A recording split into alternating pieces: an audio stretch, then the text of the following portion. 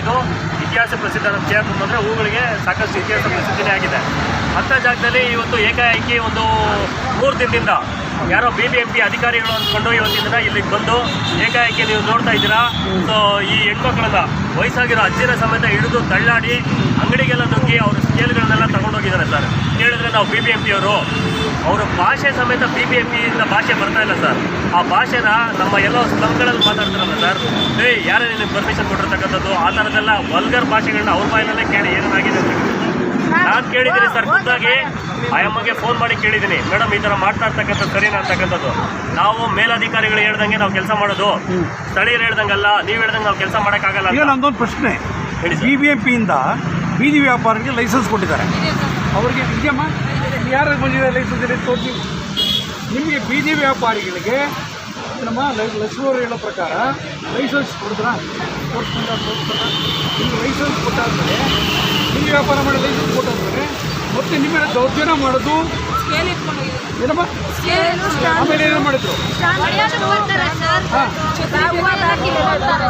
ಬೇರೆ ಭಾಷೆಗಳೇನು?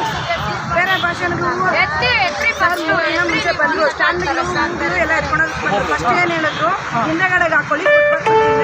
Rupees 240 received on phone pay.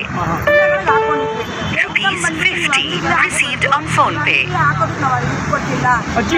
ಅಜ್ಜಿ ಮಾತಾಡ್ಲಿ. ಒಂಥರ officials Rupees 50 received on phone pay. ಬಂದು ಇವರೆಲ್ಲ ಊಟ ತಿನ್ನೋ ಟೈಮಲ್ಲಿ ಬಂದ್ಬಿಟ್ಟಿದೆ. ಆಯಮ್ಮ ಬ್ಯಾಗ್ ಇಟ್ಕೊಳ್ಳೋದು, ಆಯಪ್ಪ ಎತ್ತಿ ಸ್ಕೇಲು ಸ್ಟ್ಯಾಂಡು ಎತ್ತಿ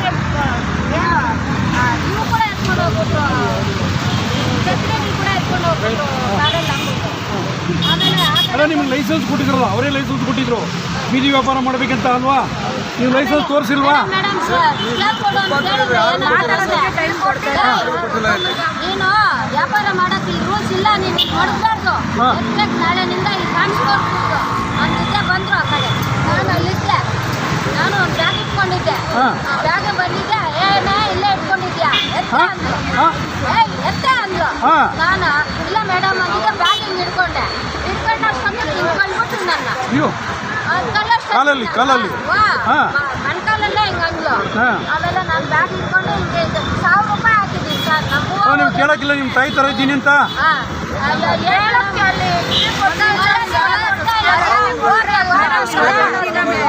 ಕೆಳನಿಂದ ಹಾಕಲ್ಲ, ಹಾಸ್ಪಿಟಲ್ವರೆಗೂ ಹೋಗಿದ್ದೀನಿ ಸರ್.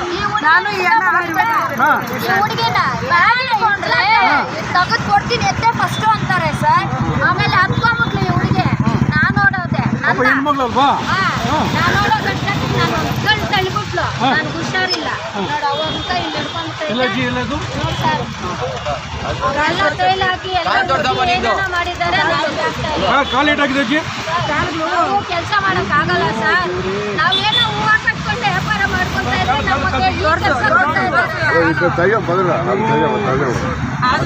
ಇದ್ರೆ ನಾವೇನೋ 1 kg ಹೂವು ಕಟ್ಕೊಂಡು ಜೀವನ ಮಾಡೋಣ ನಾವಲ್ಲ ಸರ್.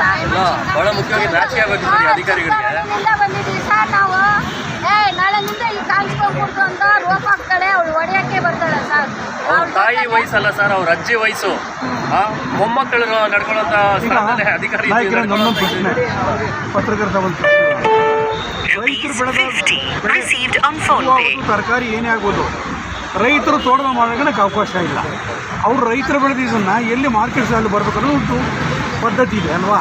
ಹಾಗಾಗಿ ಅವರೇ ಲೈಸೆನ್ಸ್ ಕೊಟ್ಟು ಅವರೇ ಹೂವು ಮಾರ್ತಕ್ಕಂಥ ಜಾಗ ಕೊಟ್ಟು ಇವತ್ತು ಕೋಟ್ಯಾಂತರ ಜನಕ್ಕೆ ಹೂವು ಸಪ್ಲೈ ಮಾಡಬೇಕು. ಅವ್ರಿಗೆ ಸಾಧ್ಯವಾಗ್ತಾ ಇಲ್ಲ, ಅವರೇ ಮಾಡ್ತಿದ್ದಾರೆ. ಹೀಗಿರುವಾಗ ಸರ್ಕಾರದ ಗಮನಕ್ಕೆ ಮುಗಿಸೋಕ್ಕೆ ಏನು ಬೇಕು ಅದನ್ನು ದಯಮಾಡಿ ವ್ಯವಸ್ಥೆ ಮಾಡಿ. ನಾವು ನಿಷ್ಪಕ್ಷಪಾತವಾಗಿ ಹೇಳಿದ್ದೀವಿ. ಏನು ಆ ತಾಯಿ ಅವ್ರಿಗೆ ಆಗಿದೆ, ಅನ್ಯಾಯ ಆಗಿದೆ, ಇದಕ್ಕೆ ನ್ಯಾಯ ಸಿಗಬೇಕು ಒಂದು ಭಾವನೆ ಇದೆ.